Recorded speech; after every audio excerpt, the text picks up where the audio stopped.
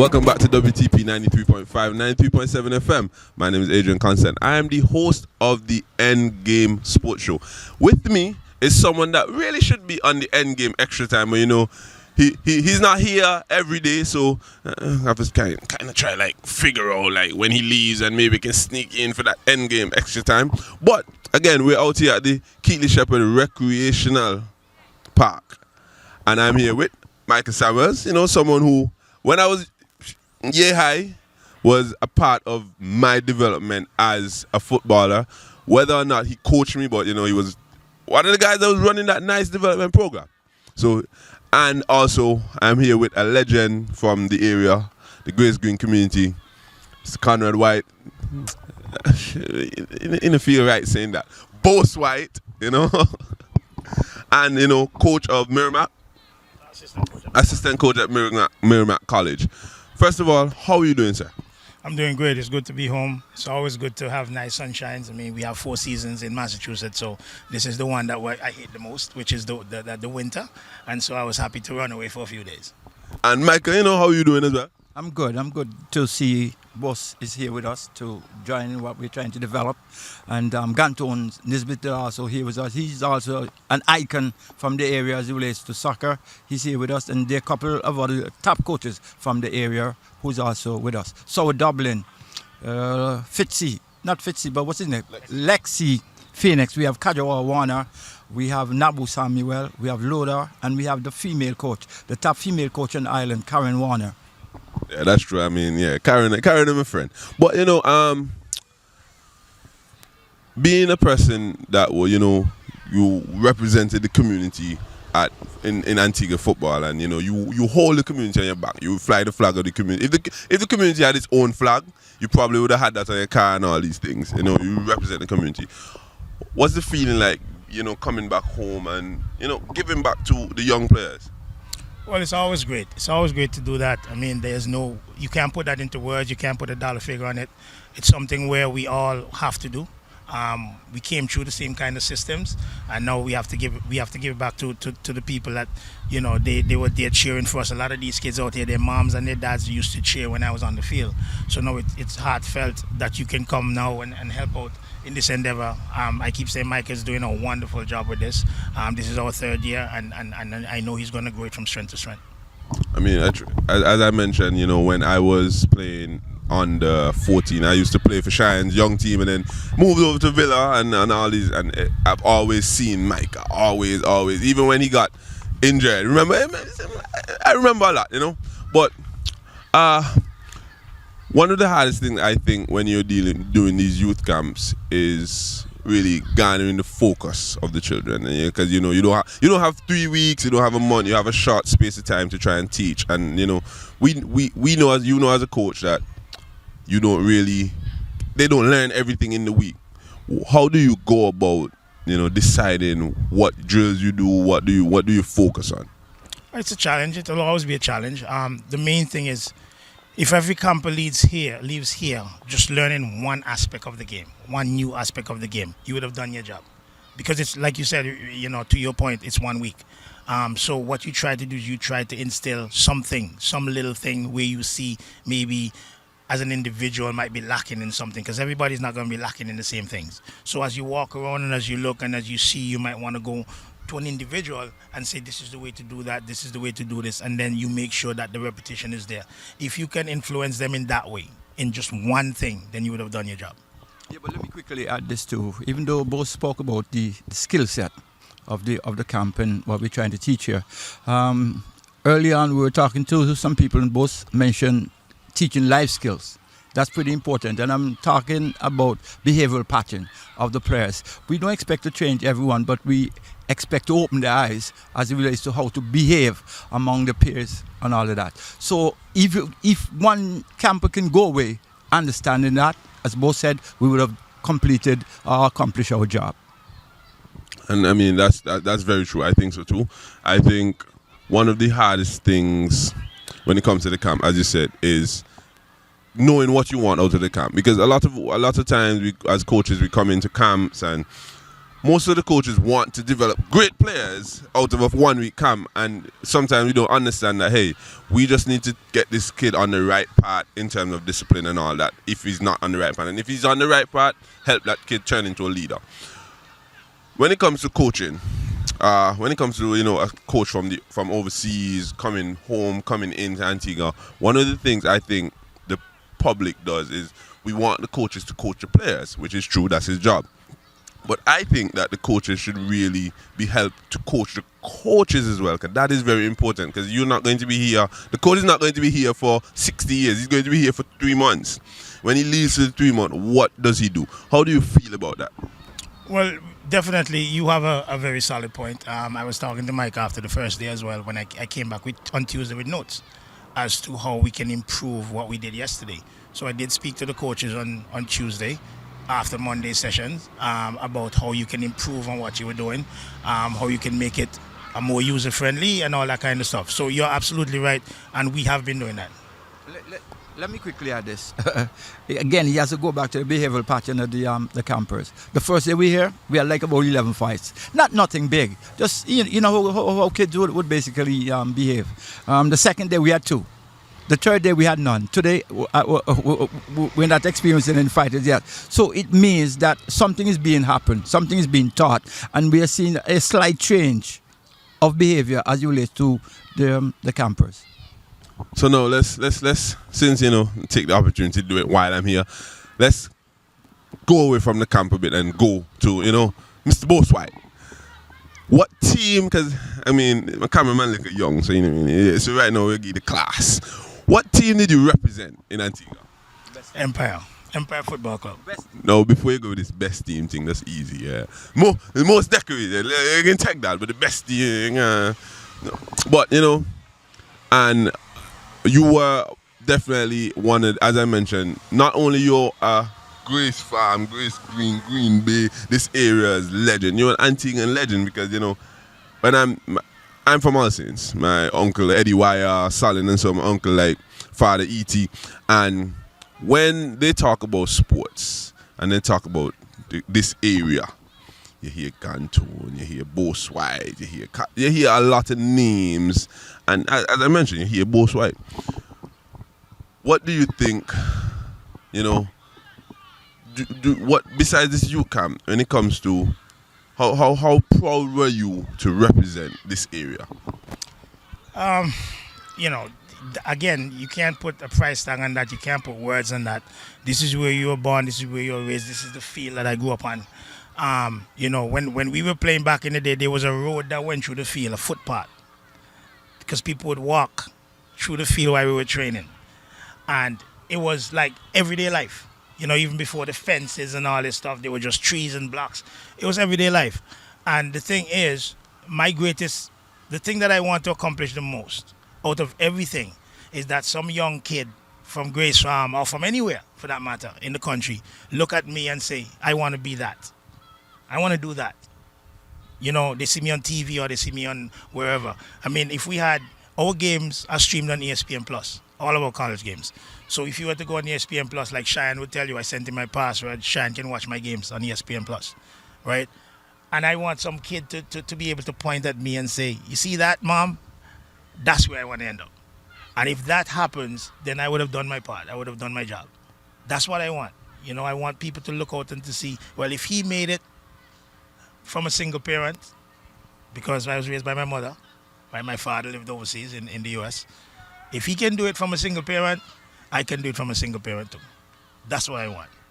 Let me quickly ask Boast to relate the first time that he played for Empire and what took place.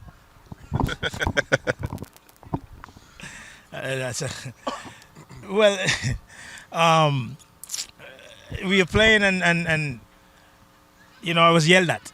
Weiser was yelling at me on the field. I was 14 years old. I was playing in the Premier League, and Weiser was yelling at me. So I came home, went home, washed the jersey real nice, fold it up real nice, and bring it back and tell Mike me to play.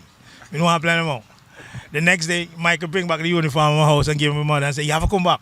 You have to come play. No, you have to come back. And then I remember when we used to practice a lot, what made me an okay goal scorer was the fact that Michael made sure that in practice, I was scoring goals. And he tell me, listen, if you want to be a part of the franchise, he said, right now, Gantones are the franchise. If you want to be a part of the franchise, you just have to score plenty goals, you have to score hat-trick and so in the practice, and then you'll become a part of the franchise. So that was a challenge laid down by Michael for me. So the goals that I scored in the recreation ground or wherever, those were easy because all the hard work was done here. So by the time we got up there, that was the practice. The practices that we had here was so hard. I mean, when we playing 5 against 5, our offense going against the defense of Mervyn and House and Yatta and Deem and them guys, that was the hardest thing we had to do. Not to say that the other players in the country weren't good. I mean, you had Barber, you had Ivy Luke, you had them guys. But we were such a machine, right? That we practice the way we practice here, that when we went there, that was the practice. The game was already played 2 days, 3, 4 days before. Train hard, play easy. Yeah. And everybody was here for practice. I mean, we didn't have lights. Man worked and they were here. Now we have lights, people coming in 8 o'clock and 9 o'clock when practice look for over and until late. So, it has to be a shift in attitude, a shift in behavior. And, you're not going to get that from guys who have already set in their ways. You have to get that from these little guys here. And hopefully, I think the biggest thing for us right now is to get, we talk about coaches and we talk about all this stuff. Listen, if I didn't get out of here, maybe my mentality wouldn't have shifted. But because I'm somewhere else and I see other things and have different experiences, my mentality shifted. So you ask me, our national better job in getting our local coaches out there so they can see more. I run camps and clinics, not all throughout the year, but I specify certain times of the year. Cheyenne can tell you, Cheyenne has been there, Cheyenne has come, stayed with me, run my camp, Mike has come and stayed with me, right? If the association would say, hey, listen, when are you having your next big camp? Because when I have a big camp, it's a big camp. It's like 150 high school players, not little kiddies. And I have coaches from all different Division 1, 2, and 3 represented there, head coaches. And they come and they work for us, and we pay them and they leave. I'm saying that networking is important. And so if when I'm having a big camp, the National Association says, okay, for this camp you're having in August, we're going to send 2 guys. Any 2. A man and a woman, 2 girls, whatever, depending on which camp I'm having. And they pay for them to come over. All they got to do, we'll pay them to be there, right? We'll find a way to give them a little stipend for coming, right? But at the end of the day, if they can send 2 coaches over, they can see different methodologies, they see different things, they understand. Now they come back, they have a little bit better appreciation for how things are done, the discipline it takes. Like a kid wants to go to the bathroom, like if we have in a youth camp and a kid wants to go to the bathroom, they have to get a bathroom buddy. They can't go by themselves. They have to get somebody to go with them, or a coach has to walk them. If they want to go back to their dorm, even at the high school age, they can't just leave and go back to the dorm. Somebody has to go with them. We need to know why they're going back to the dorm. And somebody has to walk them there. You know what I'm saying? And these are 17, 18-year-old kids. But that's the discipline that you need and the understanding that you need. But you can't get it if the guys at the top don't understand it. And that was bringing me to the next point that I had when I said, some persons think that everything really starts at grassroots. Some things start, but when you ask, if you go out there and ask, hey, how much of you, like you ask, how much of you, who's your favorite local player? You will it will never be nobody. You will never hear them say, I don't know. If you ask some of them who is their favorite Premier EPL player, some of them don't know anybody, And it just goes to show that we see what we can touch, or we can feel, or we see what's in front of us. But that's how people learn. People learn from seeing, people learn from touching, people learn from speaking, people learn from hearing. I was just about to mention that is very important as it relates to the marketing, the imagery, as it relates to what is happening, who's playing now. I don't want to hit the Football Association, but that is a problem. They have a problem as it relates to their marketing. And that's one of the reasons why the youngsters can't identify with, hey, who's the best or better player on Ireland? Yeah, I studied marketing in college. I also, have this radio show, and I've been very critical last year I was very critical when the Football Association didn't nominate anyone for Sportsman of the Year. That for me, I thought if it's one association that should have had that, it would have been the Football Association. But just as we close, you are a college coach, and one of the things that people complain about is, at least not going off to college. A lot of people think that because we have an Antiguan coach in college, he should just open the door and just let in everyone. I played volleyball in college, and I've learned that you see that thing called film. If we as players don't take the initiative, we can't wait for Micah to send the film off to Boast and you're getting talent here. Do you encourage players to reach out to you? Let me take the first part of the question now. Both always tell me, Michael, there is no problem as relates to getting players from Antigua Barbuda. I am faced with opening 160 emails per day. But it's not that alone, Michael. The kid has to be academically, sound. His behavioral pattern, and I keep pushing that behavioral pattern. His behavior has to be up there, because if not, it could tarnish his reputation as a coach. So when Boast is recruiting and he wants to recruit from either Africa or Antigua, the player has to be up there. His behavior has to be top shape.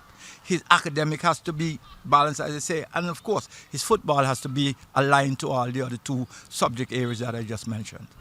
And so, as I was asking, because I reached the coach that picked me up. I reached out to her because she coached in Barbados, and I met a friend in St. Man. She was like, "Hey, you going to college?" And I said, "No, not really." And she gave me the coach's contact, and I reached out to the coach. Do you, they send emails, but do you prefer? Do you like when the players reach out to you? Yeah, I mean, players. So it's twofold. A lot of players from the European markets, or the South American markets, or even the domestic players, they understand that film is important. A lot of them go through agencies, scouting agencies, and the agency will just blast them out to everybody. The most important thing is to have film.